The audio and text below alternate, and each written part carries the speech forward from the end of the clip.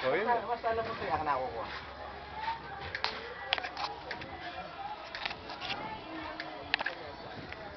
Kasama po natin si Founder Tupe, ang ating chairman dito po sa Las Piñas chapter. Father, ano improvement nito? Malaking improvement nito sa ngayon, gawang-gawa na talagang malaking ang pinagbago. Noon yung ginawa natin nito ay napakaraming tubig.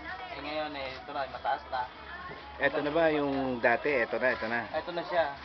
Nakita nyo, kahit wala naman tayong nakita naman nila. Oo.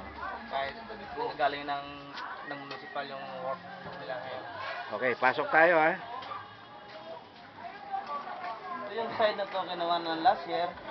Kung makikita nyo, mayroon na mga manhole malalim na tumitado na siya. Hanggang sa loob yan. Marami ng manhole ngayon. So, may daanan na yung tubig. Maganda na nga, maganda na.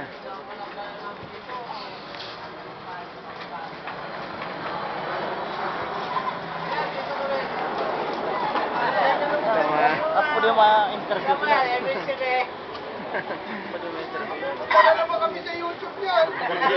Yan ang in-interview mo. Asan? Ay, may reklamo Asan kami. ba? Oh. Bakit hindi kami mapagreklamo dito? Lapit ka. Wala mo. Pagmuli mo. Matalo!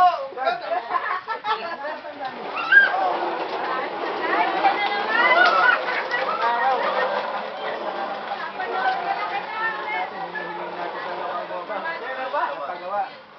Awa naman ng Diyos, hindi naman nagtagal. Pinakinggan naman tayo. Ito po, isa sa mga na-interview natin last time. Ito po, Nakilala mo naman.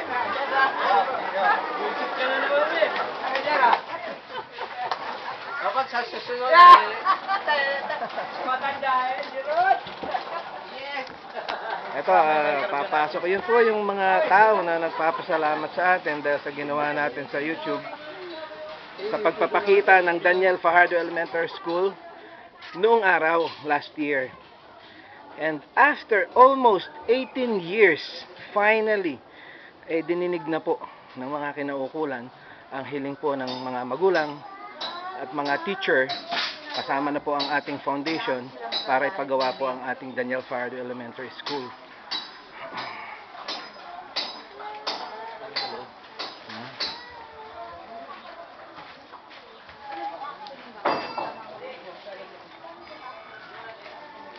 Yun, kung makikita nyo, drainage diretso. Oo, buo na yan.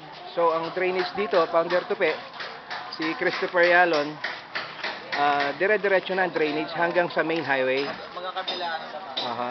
Ito rin po yung kinunan natin last year. Ay, loob.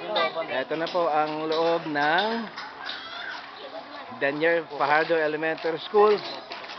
Ang Guardian Staff Global Warming Foundation ay kasama po ng mga magulang at guro, lalong-lalo na po ang mga mag-aaral ng Daniel Fajardo Elementary School, ay taus-pusong nagpapasalamat kay Mayor Nene Aguilar, kay Congresswoman Cynthia Villar, kay Vice Mayor Henry Medina, at sa lahat po ng bumubuo ng konseho ng Las Piñas.